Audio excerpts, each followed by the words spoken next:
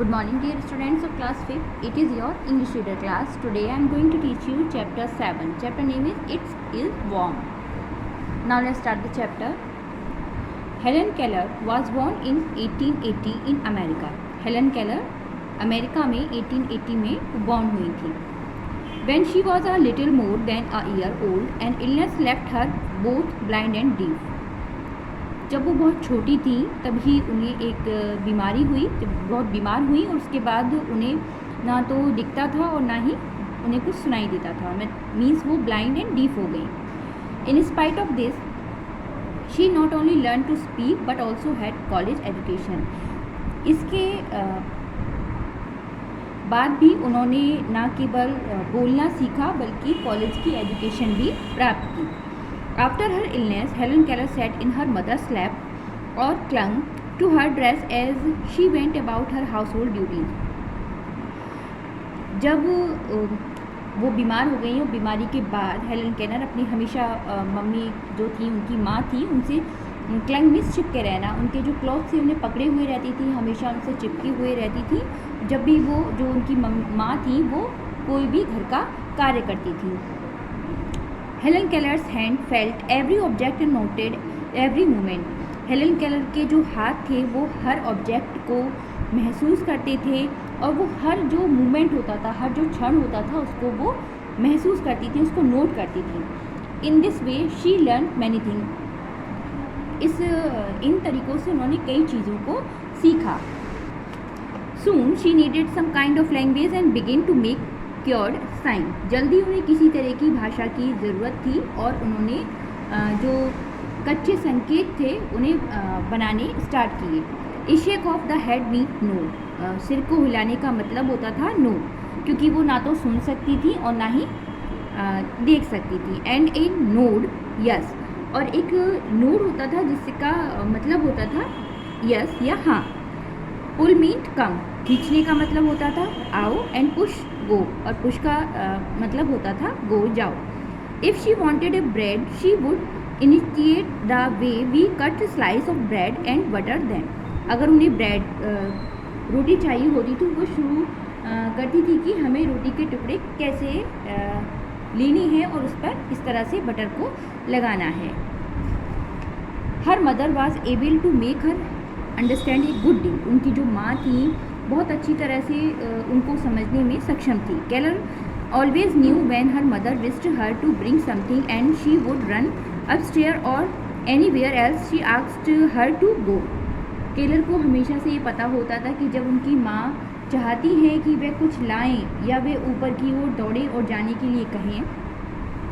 It was her mother whose wise ways made good for Helen in her difficult life. ये उनकी माँ ही थी जो कि जो कठिन एक समय था, जो कठिन जीवन था उनका, उससे बुद्धिमानी भरी तरीक़ों से उनको आसान बनाया था उन्होंने.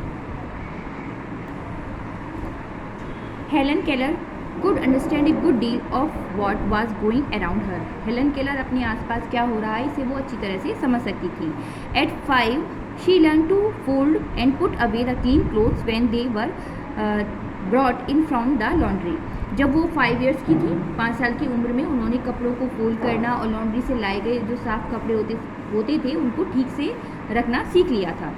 She knew her clothes from the rest. She knew how her mother and aunt dressed while they were going out and she always begged to go with them. वे जानती थी कि जब उनकी माँ और बाहर जाती हैं आंटी तो वो किस तरह के कपड़े पहनती हैं और वह भी उनके साथ जाने की जिद करती थी. When the guest said goodbye she waved her hand. जब कोई गेस्ट आता था वो जो गुड बाय कहते थे जाते समय तो वो अपने हाथ को हिलाती थी. Helen Keller never thought of being different from other people. जो हेलन केलर थी वो अन्य जो लोग थे उनसे अलग होने के बारे में नहीं सोचते थे. But after few years she notice that her mother and friend did not use sign at she did when they wanted anything done but spoke with their mouth. लेकिन कुछ सालों के बाद उन्होंने ये नोटिस किया कि जब उनकी माँ और फ्रेंड्स कुछ भी बोलते हैं या कुछ भी कहते हैं तो वो साइन लैंग्वेज को यूज़ नहीं करते, मीन्स जो संकेत की भाषा है जो कि वो यूज़ करती थी वो यूज़ नहीं करते, वो अपने माउथ से स्पीक करते हैं, बोलते हैं। Sometimes she would stand between two person who were talking and touch there lips but this did not work. कभी कभी वे दो लोगों के बीच में खड़ी होती थी और उनको देखती थी कि वो अपने माउथ से लिप्स को टच करके कुछ कह रहे हैं, मतलब कुछ बोल रहे हैं, लेकिन वो ऐसा नहीं कर पाती थी। It made her so angry that at time she would kick and scream till the time she got tired. यह चीज़ जो है उनको बहुत ही गुस्सा दिलाती थी और वह चीज़ों को इधर उधर किक करती थी, उन्हें फेंकती थी। On 3rd of March 1887, 3 months before she was 7 years old, मार्च 1887 में 3 महीने बाद जब वो 7 ईयर्स की हो गई, her teacher Anne Mansfield Sullivan came to her. जो उनकी टीचर थी एनी मैनसफील्ड सुलेवन, वो आई। Miss Sullivan from the very beginning spoke to Helen as she would speak to any hearing child. Miss Sullivan जो है वो पहली जो टीचर थी जिन्होंने उन्हें स्पीक करना थोड़ा सिखाया था। The only difference was that she wrote the words on her hand instead of speaking them. उनका जो तरीका था सिखाने का वो ये था कि वो बोलने की जगह उनके हैंड पर उन वर्ड्स को लिखती थी। She gave words to speak her thought, और वो उनको कुछ वर्ड्स देती थी बोलने के लिए, थॉट से अपने सोचकर बोलने के लिए। This went on for several year, ये काफ़ी सालों तक चला।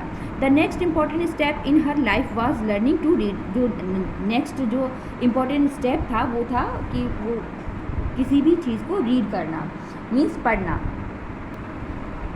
As soon as she was able to spell a few words her teacher gave her slip of cardboard. जल्द ही वे कुछ जो वर्ड्स थे उनको स्पेल करना सीख गई। उनकी टीचर ने कुछ जो स्लिप मीन्स पर्चियाँ, कार्डबोर्ड गत्ते की कुछ पर्चियाँ दी। On those were printed words in raised letter, जो जिन पर की कुछ वर्ड्स प्रिंटेड थे, रेस्ड उभरे हुए लेटर्स थे। She quickly learn what each printed word stood for. She had frame in the which she could arrange the words in little sentences. जल्दी ही उनके पास एक फ्रेम था जिस पर वे शब्दों को वाक्यों में व्यवस्थित करती थी, मीन्स शब्दों को जोड़कर वो वाक्य सेंटेंस बनाती थी।